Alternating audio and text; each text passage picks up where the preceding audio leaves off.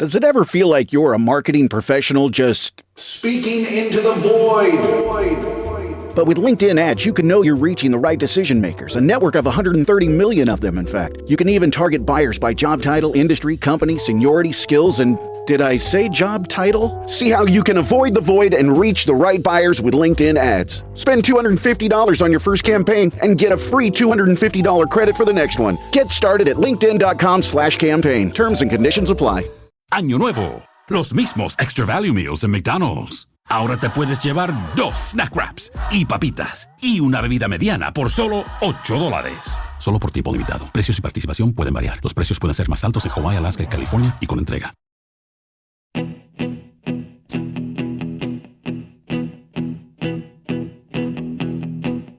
When I wake up, well, I know I'm gonna be the man who wakes up next to you. When I go out, yeah, I know I'm gonna be the man who goes along with you. If I get drunk, it was a bad weekend on the basketball court for both Oklahoma and Oklahoma City. Good news coming on the football front with we'll call it the three-headed monster, declaring that they'll all be back for the 2026 season. And guys, it's January 18th. We are literally just a few weeks away from the start of Oklahoma softball, the 2026 campaign for Oklahoma City. This is the Sooner Nation podcast. We're going to jump into all of this and more here on this episode. But let's start with softball, because if you're kind of looking for uncertainty in Oklahoma softball as they come into the 2026 season, you're probably looking in the wrong place. Because by any reasonable standard, the Sooners are starting this season really from a position of strength. 52 wins last year, a defense that ranked among the most efficient and reliable units in the country, a roster that returns not just experience but familiarity. You got players who know each other's tendencies, communication patterns, and expectations. You got 15 players on this roster that have been to the Women's College World Series. And all of it is still guided by Patty Gasso, whose fingerprints are unmistakable on everything that this program does. But here's the thing. Oklahoma's story in 2026, it's not about standing still. It's about staying sharp. What defines this team is not that things stayed the same. It's that they stayed the same while still evolving.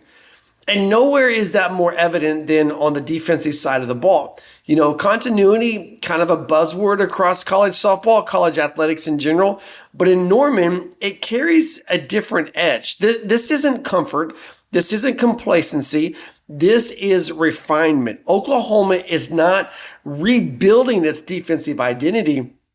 It's tuning it. It's sharpening it. It's making something elite even more precise. And that distinction matters because defense, quiet and repeatable and often overlooked, it remains the connective tissue holding Oklahoma's championship aspirations together.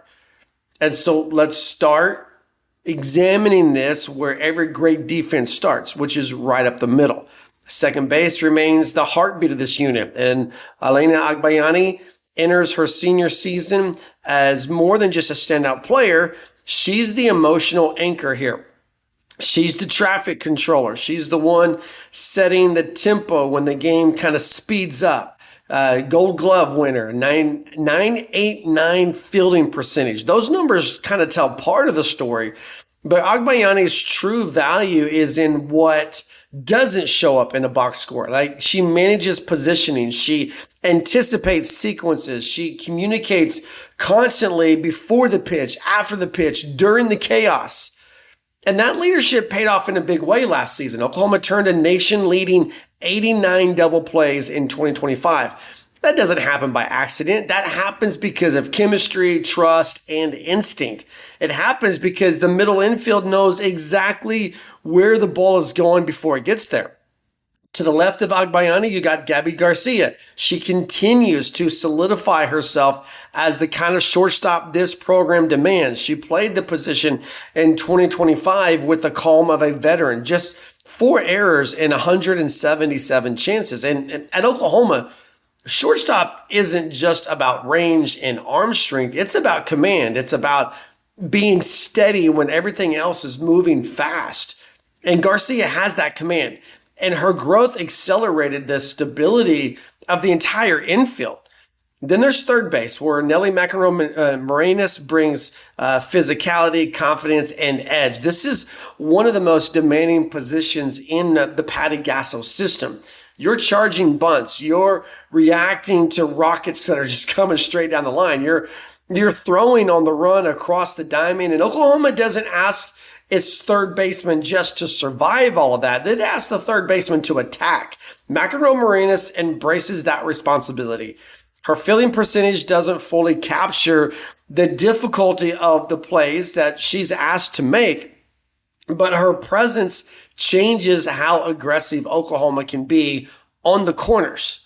Speaking of the corners, let's talk about first base, because I think this is where continuity and evolution intersect in a meaningful way. You've got to, on paper, you've got a vacancy there. But rather than entering 2026 with questions at first, I think Oklahoma appears poised to kind of turn the position into a strength. I think there's more than a good chance that Cassidy Pickering kind of moves into first base, not as a fallback, but as an upgrade at this position. Pickering's athleticism, soft hands, spatial awareness, they translate seamlessly into this position. Her background in the outfield gives her an advantage most first basemen don't have, and she handles errant throws, difficult hops, awkward angles, all of that with ease. So she's going to steal some outs quietly, the kind of outs that don't show up in the stat sheet, but are absolutely the ones that can win games. And just as importantly, moving Pickering inside, it creates ripple effects across the entire defense. It allows Oklahoma to maximize speed and coverage elsewhere. One calculated move strengthens multiple areas at once. And that's going to bring us to the outfield. This is where things get really interesting. If you move Pickering, right, potentially having her anchoring first base, Oklahoma's outfield alignment, it comes into focus, and it may be one of the fastest, most aggressive groups in the country. I think center field's going to belong to Kia Minor, both in projection and in logic. The number 1 recruit in the 2025 class, 5-tool talent whose speed and first step immediately change how much ground Oklahoma can cover. Minor doesn't just chase balls, she erases the gaps that are supposed to be there. Her presence allows Oklahoma to play a little bit more shallow, to challenge hitters, to turn what, could be double plays into routine outs. So she's got that kind of range that changes defensive posture entirely. Then on the corners of the outfield, reliability, balances, explosiveness. I think Abby Dayton slides naturally into left field, where her instincts, she was flawless last year. A perfect fielding percentage. They provide a calmness there. And Dayton doesn't do anything flashy, okay? She makes every play she's supposed to make. Efficient, routine, strong communication, zero panic. And then to the right side, you've got Sid Barker. Again, versatility. Once again, she can prove to be an invaluable part of this outfield. Strong arm, steady glove. Those make her a natural fit in right field, but really her ability to move around the diamond, like Pickering, it gives Patty Gasso flexibility without sacrificing defensive integrity. And that's going to kind of bring us to the bigger picture here. I think what separates Oklahoma from most of the country isn't just defensive talent, but it's defensive philosophy. Under Gasso, versatility is proactive, not reactive. Players are trained across positions from the moment they arrive on campus. Infielders learn outfield reads. Outfielders learn corner footwork. Pitchers are expected to field like infielders. No one is exempt. This isn't about surviving lineup changes. It's about thriving through them. And Gasso even said it herself. Her exact quote was, "We have so many options. We can make 10 different lineup models and feel very comfortable with them." So that comfort, it's not accidental. It is institutional. Oklahoma doesn't build lineups around positions. It builds positions around competitors. And the benefits show up most clearly in high stress moments, right? You got the, first and third base chaos, delayed steals, squeeze plays. While other teams may scramble for those, Oklahoma just kind of responds automatically, often deploying multiple rehearsed defensive counters to those. So versatility turns complexity into routine. So you've got a defense here with Oklahoma that doesn't just sit back. I mean, they attack. Gasso's emphasis on unconventional throws, sidearm, on the run, off the wrong foot. She does that and she prioritizes urgency over aesthetics. Get the lead out type thing, always. That mindset fuels elite double play efficiency. It's why they lead the country. It fuels an uncanny ability to escape jams without surrendering momentum. And obviously, defense feeds pitching, right? When the team trusts its range, pitchers attack the zone. They don't just nibble at it. They put the ball in play because that's not feared. It's welcomed with this defense. Confidence becomes a competitive weapon. So players who know that they can handle multiple roles, they don't flinch when pressure spikes. Mistakes don't spiral. Adjustments don't feel disruptive. At Oklahoma, versatility isn't punishment, it is empowerment. So when you look at all this, we got to ask, why does this matter for 2026? Because the SEC, it doesn't reward you for being rigid. What it does is it punishes you for being rigid. I mean, weekend series, they grind bodies down. Opponents can exploit weaknesses relentlessly. Programs that survive are the ones that adapt without losing identity. Oklahoma's advantage is that adaptability is its identity. So the Sooners open 2026 with an experienced middle infield, a veteran at third base, an athletic first base solution, and an outfield that's built around speed and coverage. So they return trust, they return clarity, they return a system that already works. This isn't a defense searching for answers. This is a defense that is sharpening around the edges.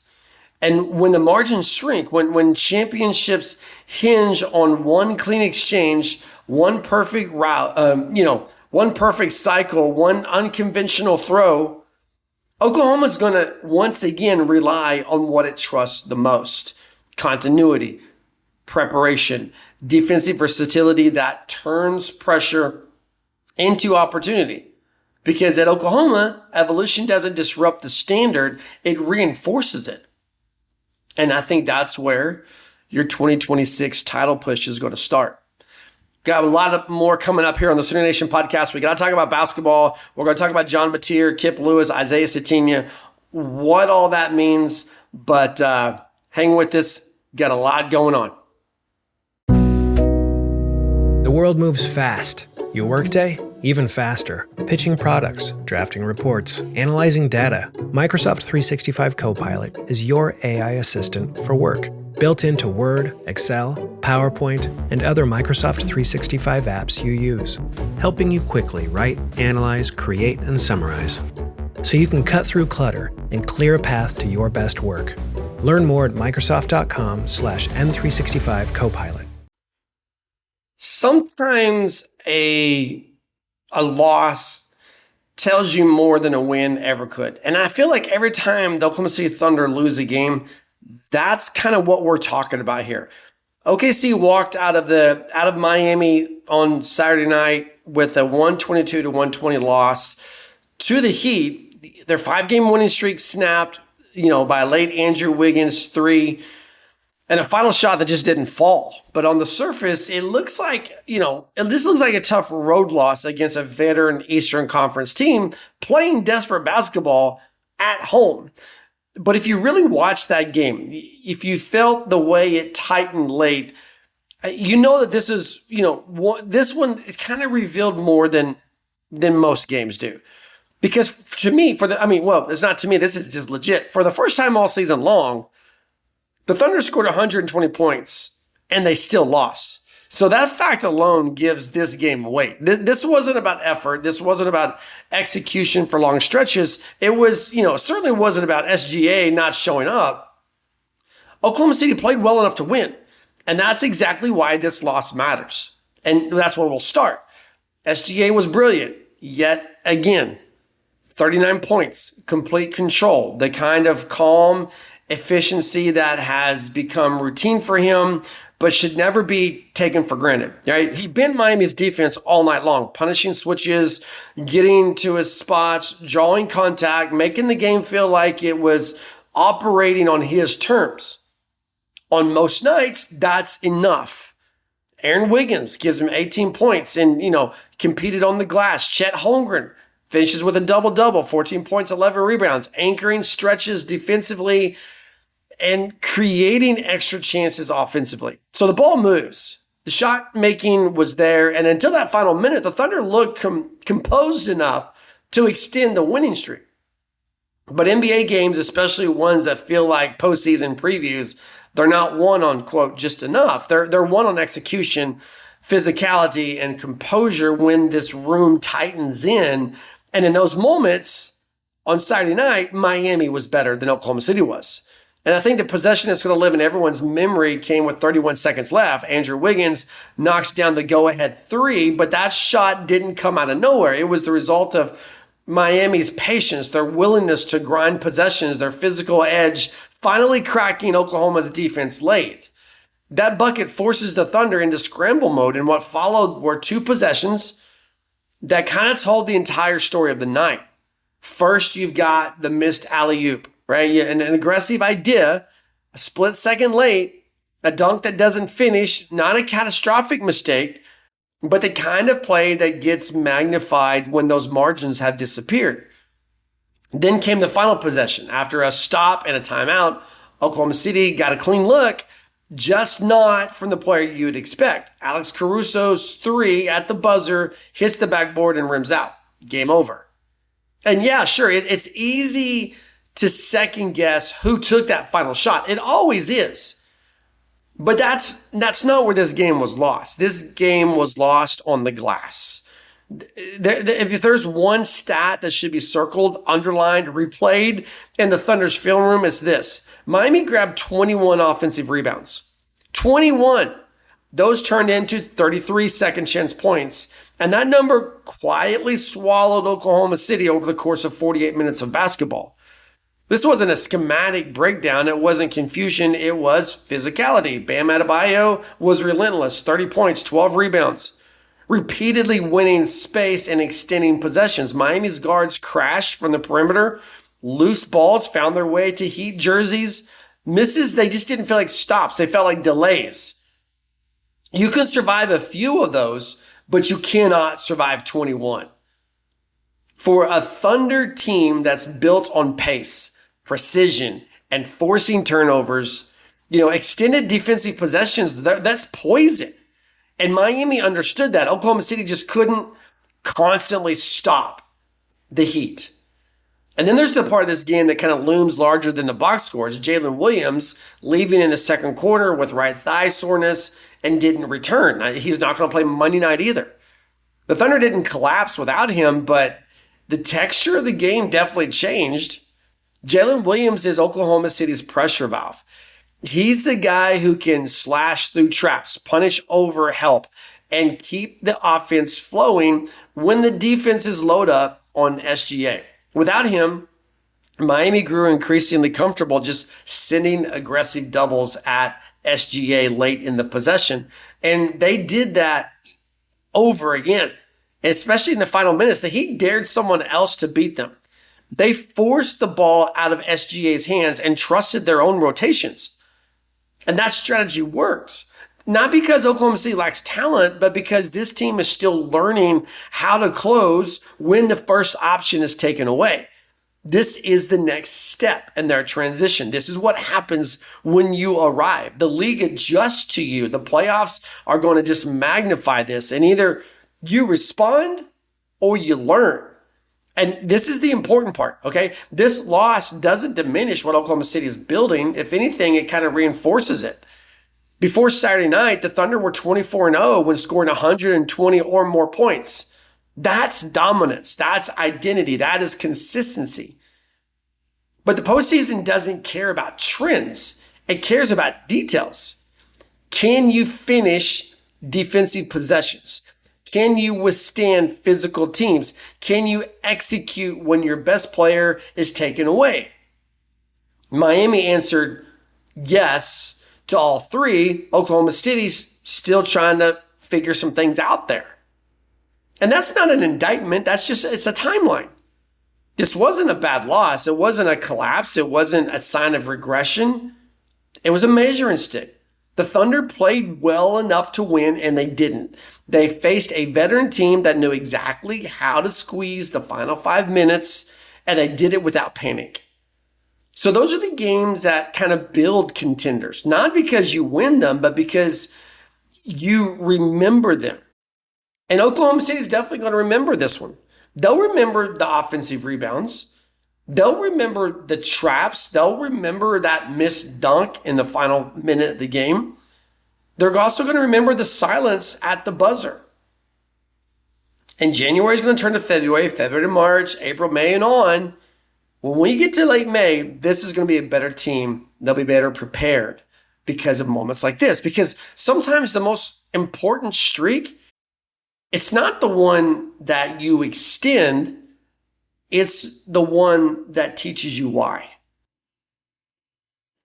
Wherever Bud goes, his harmonica goes with him.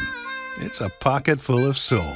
Now he's living with prostate cancer. He asked his doctor about Xtandi enzalutamide. Xtandi 40 milligram tablets treats men with prostate cancer that has spread to other parts of the body and responds to a medical or surgical treatment to lower testosterone. Xtandi may cause serious side effects: seizure, a brain condition called PRESS, allergic reactions, heart disease that can lead to death, falls and bone fractures, swallowing problems, or choking that can lead to death. Stop Xtandi and get medical help at once if your face, tongue, lip, or throat start swelling. Tell your doctor at once if you faint, have a seizure, quickly worsening headache, decreased alertness, confusion, vision problems, chest pain or discomfort, or shortness of breath. Xtandi can cause harm to an unborn baby or miscarriage. Use birth control during and 3 months after Xtandi. Common side effects include muscle and joint pain, feeling unusually tired, hot flashes, constipation, less appetite, diarrhea, high blood pressure, bleeding, falls, fractures, and headache. Talk to your doctor and visit Xtandi.com. By the time the horn sounded inside Lloyd Noble Center, Nigel Pack's contested three bounced off the rim. The story's already been written for everybody. Now, I do find it interesting. We just talked about the Thunder. Now we're talking about the Sooners. Both games, you're going to be able to look and say, if only we did this differently. Both games come down to a three-point shot at the buzzer. There are parallels here. Like, for example, the main storyline, which I think is incorrect, but the main storyline for Oklahoma is going to be Xavier Brown's missed free throw, right? One free throw. The third of three. The kind of moment that gets clipped, looped, slowed down and turned into a season-defining snapshot. All right, Alabama makes one. On the other end, Oklahoma comes up empty on its final possession. And suddenly the Sooners' 83-81 loss becomes a story about nerves, pressure, and inches. That would be a clean narrative. It has been a clean narrative through Sunday. But I think it's wrong. I think it's the wrong narrative. Because Oklahoma didn't lose this game at the free throw line. Oklahoma lost this game in the first 2.5 minutes after halftime. And that distinction matters far more than one missed shot ever could. Because what Alabama delivered to start the second half, it wasn't randomness. It definitely wasn't late game chaos. It was just intentional. It was aggressive. And unfortunately for Oklahoma, it was decisive. The Sooners, they walked into the break up 11 points. They had, through the first 20 minutes, controlled the tempo. They had dictated the matchups. They had looked composed, confident, and, most importantly, they looked comfortable in an SEC environment that has not against a situation against a ranked SEC team that's just not been kind to them so far this season. You got what crowd was there at the Lloyd Noble Center. They're engaged, right? The energy, it's real. And so for 20 minutes, Oklahoma looked like the team that belonged in this fight, not one that was sitting at 1-4 in conference play. Then the doors reopened after the break, and Alabama immediately erased everything that Oklahoma had built through the first half of this game. You got a dunk, you got a three-point shot, you got a turnover by Oklahoma, you got a transition bucket, you got a defensive breakdown by the Sooners, and bam, 12 points with 0 answers. 2.5 minutes. 2.5 minutes is what it took. That wasn't a run. What it was a reality reset. College basketball games, they're rarely decided by one possession. They're decided by windows, short, violent stretches where momentum flips and confidence shifts. Coaches talk about it constantly. Players, they feel it instantly. And Alabama's 12-0 burst to open the second half was the most important stretch of that entire game, because it flipped so many things. It flipped the crowd. It flipped the belief. It forced Oklahoma into a style of basketball that it has struggled with all season. The Sooners were reactive. They were rushed. They were tight. Their confidence from the first half, gone. And from that moment on, Oklahoma wasn't playing to win. The Sooners were playing this game not to lose. And we all know, regardless of the sport, that's a bad formula. And against a team like Alabama, that distinction is absolutely fatal. So yeah, Oklahoma fights back. Yeah, they traded punches the rest of the way through the second half. And sure, yeah, they had their chances late. That's why we started talking about Xavier Brown with this segment. But make no mistake, okay? Alabama seized control of this game long before those final seconds and that last shot arrived. And we told you about LeBaron Fillon in our breakdown. He didn't just score 23 points. He dictated the pace. He decided when the game sped up, when it slowed down. Aiden Sherrill didn't just post 21 and 9 boards. He set a physical tone that Oklahoma could not constantly match once the game turned. Alabama's defensive pressure ramped up. Oklahoma's spacing shrank. Every possession after that run just felt heavier and heavier and heavier for Oklahoma. That's not coincidence. That is composure on Alabama's side. And composure is something that Oklahoma still learning how to sustain for 40 minutes in conference play. And look, the SEC, well, we learned it on Saturday. The SEC doesn't care about halftime leads. It cares about how you respond. This loss, Oklahoma's 4th straight in conference play, it highlights an issue that goes beyond box scores and missed opportunities. The Sooners, they can play really, really good basketball, but in stretches. They can build leads. They can look organized, connected. They can even look lethal or dangerous at times. But what they haven't proven yet is that they can absorb a punch and then immediately throw one back. Instead, what you saw on Saturday was when Alabama surged, Oklahoma stalled.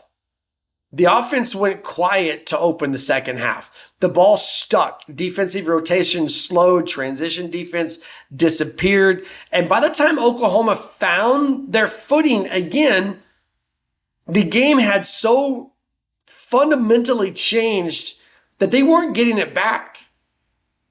And to me, all of that matters way more than that final possession. In fact, Xavier Brown deserves credit, not blame here.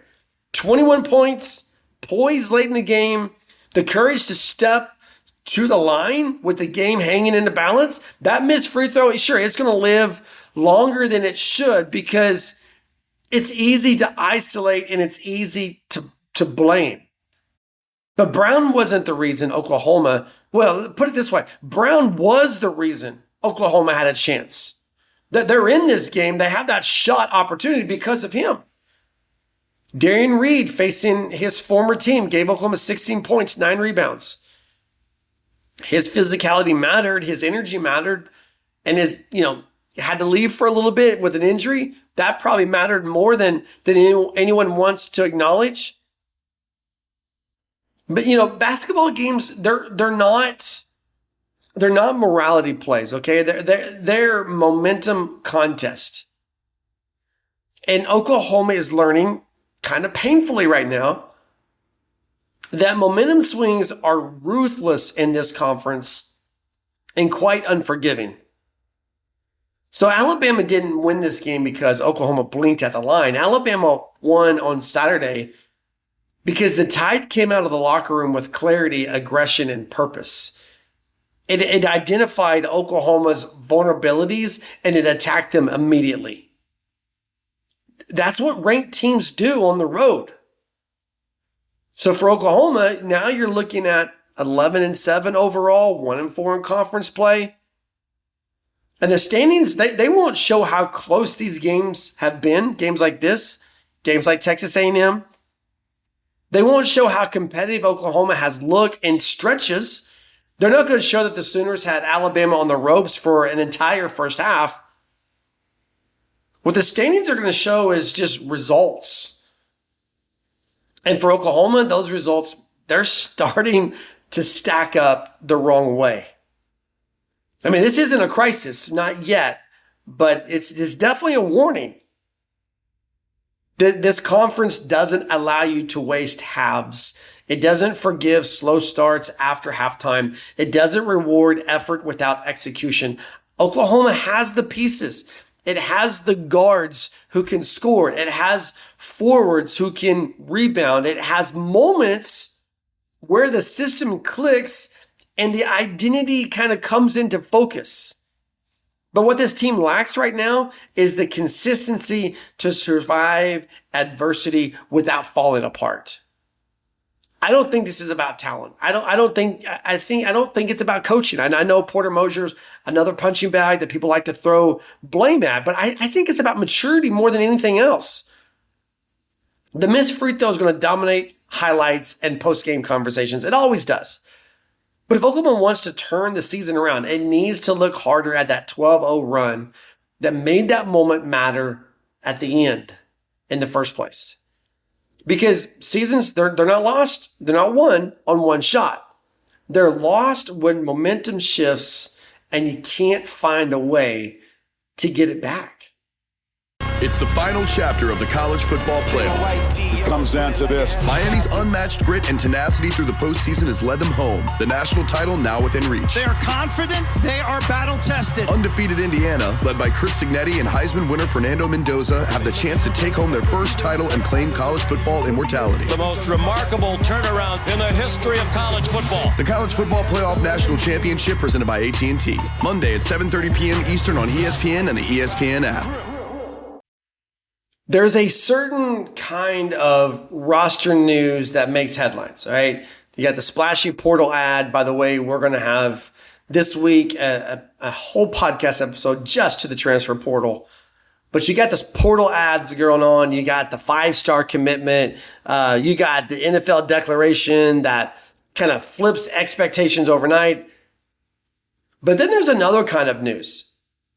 The kind that doesn't explode the internet, but it just quietly determines whether a season holds together when pressure arrives. And that's the category that Isaiah Satania, Kip Lewis, and John Mateer returning to Oklahoma for 2026 belong. Because this isn't just 3 players coming back. This is Oklahoma choosing continuity over chaos and an era built in vitality. And that matters so much more than it gets credit for. Let's start with the truth. College football doesn't like to admit right now. Programs don't unravel because they lack talent. They unravel because they lose anchors. They lose people who know the system, understand the standard, and can steady things when the season goes south, when it begins to bend, maybe not break, but just bend. And Oklahoma had every reason to bend toward uncertainty this offseason, right? You just made the playoffs, but you're coming off of a home playoff loss in which you blew a big lead. You got the roster turnover. You got NFL decisions looming. You got portal pressure everywhere. But instead, you got three pillars that stay, three pillars that choose to be here one more season in 2026. And each one tells you something important about where this program actually is. Start with Isaiah Sategna. Here's a crazy stat. Sategna is the first leading receiver to be back a second year since Marvin Mims in 2022. So since the 2022 season, 23, 24, 25, Oklahoma has lost its leading receiver. Now you got one coming back for the first time. And his return is, it's maybe not going to dominate preseason magazines, but inside that building, inside the Switzer Center, it may be the single most stabilizing offensive decision that Oklahoma has been the beneficiary of all season long. On paper, the numbers are pretty clear. 67 catches, 965 yards, 8 touchdowns. Oklahoma's leading receiver. The most productive wideout the program has seen since Marvin Mims, by the way. You remove him, and suddenly you're talking about an offense that's returning very little proven receiving production going into year 3 of the SEC, trying to keep the momentum of a playoff run. So that's not going to be a rebuild. That would have been a risk. But Sategna's value, it's not just production. It's structure. The wide receiver room, it can fall apart faster maybe than any position group in modern college football. One portal cycle, one NFL decision, and suddenly timing is gone. Trust is gone. And quarterbacks are throwing routes, just out there to the route instead of people that they know. And Sategna prevents that. He gives Oklahoma a known quantity, a receiver who understands leverage, who understands coverage rotations, who understands and knows where to sit down when a play breaks. More importantly, he gives John Mateer a target that he already has a relationship with and trust. And quarterback trust, it can be kind of fragile, right? I mean, you think about it. Timing doesn't restart easily. Confidence doesn't reset cleanly. Mateer and Sategna built something in 2025. They built it on third downs. They built it late, in late drives. They built it in broken plays. That chemistry doesn't show up on a depth chart, but it absolutely shows up on the field in clutch situations. And Sategna also gives Oklahoma something that the SEC demands. He gives them hidden yards. The field position, we all know how much it matters. We know that special teams play an integral role in that. And momentum swings, how many times have you seen special teams swing one way or the other? And Sategna, you're talking about an all-SEC guy, all-purpose honors, and they weren't cosmetic, what he did. They were functional. He flips the field. He changes the tone. In tight games, that's not a luxury. That's a weapon. But maybe the most important thing that Sategna brings back is just his leadership. He is a model of consistency type guy. I think that phrase gets used probably too loosely. But, coaches, they don't apply it lightly. Younger receivers, they don't learn professionalism from playbooks. They learn it from veterans. Sategna becomes the standard in a room integrating transfers and underclassmen. And that's going to matter more than hype. Now you shift over to the other side of the ball. Because Kip Lewis, he didn't come back to Oklahoma just to stabilize. He came back to elevate. And let's be clear about this. Kip Lewis did not have to return. He had legitimate NFL traction, day 2 conversations, film that spoke for itself, production that's going to travel anywhere, right? 76 tackles, 10.5 tackles for loss, 4 sacks. He's got forced fumbles. He's got pass breakups. He's got the interceptions, the return for touchdowns, the Kip sixes. And he did it as the emotional center of this Oklahoma defense. So players like that, they don't return by accident. They return with intent. And Lewis is the best defensive player on Oklahoma's roster. He's not going to be the highest rated recruit. He's not going to be the flashiest prospect or the best player. The one offenses identify, though, before the snap, that's going to be him. He's the one that the teammates are going to feed off of when momentum starts to tilt a little bit. And Brent Venables' defense, linebackers, they're not just tacklers. They are conductors. They diagnose, they communicate, they erase mistakes before they become disasters. And Lewis has become the embodiment of that system. When Oklahoma finished 2025, ranked 8th nationally in total defense, Lewis was, he was the stabilizer.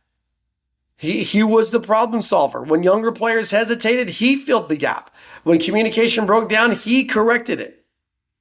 And here's why his return matters so much for next year. Oklahoma is facing transition at linebacker. Those moments can fracture a defense, or they can forge one. Lewis kind of ensures that the latter is going to happen here. Instead of younger players being forced into leadership prematurely, they grow into defined roles, just like Lewis did. Instead of confusion, there's clarity. Instead of hesitation, there's authority. But Lewis, his impact goes beyond scheme. Every elite defense has a heartbeat. Someone who sets the emotional temperature. Someone whose effort is non-negotiable. For Oklahoma, that's Lewis. In hostile road environments, after busted coverages, during long grinding drives, he anchors belief. And belief matters so much in this conference. Momentum doesn't swing here in the SEC, it snaps. And there's also a bigger picture forming here that I think we shouldn't ignore as the fan base. His return aligns with Satinia, and both align with John Mateer. Not a coincidence. That's a core group of leaders choosing to stay together. So that's going to bring us, I think, to the most important return of all, which is John Mateer. And I talked about Satinia being the first returning leading receiver since Marvin Mims. And Mateer's the first returning starting quarterback since Dylan Gabriel. So it's been 3 years since you had the same quarterback back-to-back years. And they don't, quarterbacks, they don't come back anymore unless something is unfinished. They transfer, like Dylan Gabriel. They declare. They leverage NIL. They don't stay. And Mateer staying tells you everything I think you need to know about how Oklahoma sees itself heading into 2026. I mean, for the first time in years, Oklahoma isn't starting a season with quarterback uncertainty. You're not going to have a new system, all right? No new leader, no guessing. Mateer ended that carousel. And I think the system's something that matters as well. Because you went from Jeff Lebby to the terrible decision to hire Seth Luttrell that transitioned into Joe John Finley to now Ben Arbuckle. So again, it's 3 years you had 4 play callers. And all of that is over. All of that is over in 2026. You got the returning receiver back. You got the returning quarterback back. You got the returning offensive coordinator back. And Mateer chose to end that musical chair type atmosphere that was going on with Oklahoma's offense. And look, I know he wasn't Baker Mayfield 2.0. And a lot of people, I made those comparisons. A lot of people made those comparisons. But he was a significant upgrade from what we had under center in 2024. After transferring from Washington State, he did give Oklahoma stability that it hadn't had really since it joined this conference. Sooners get 10 wins. They get a college football playoff berth. They get leadership through adversity, and brother, adversity came. You got the broken thumb, kind of changed his season. It changed the offense. It changed the narrative. Numbers dipped, interceptions climbed, explosiveness kind of waned out. But here's what didn't change. Oklahoma kept winning. Mateer never lost that locker room. He never lost command of the team. He adapted, he survived, and in this conference, survival matters. Now he gets a full offseason healthy, a second year in Ben Arbuckle's system in Norman, year 3, year 4 altogether in that system. Got a deeper understanding of protections, timing, situational football. Those gains, they don't trend. That's not what's going to trend on social media. That's not what a lot of podcasts are going to talk about.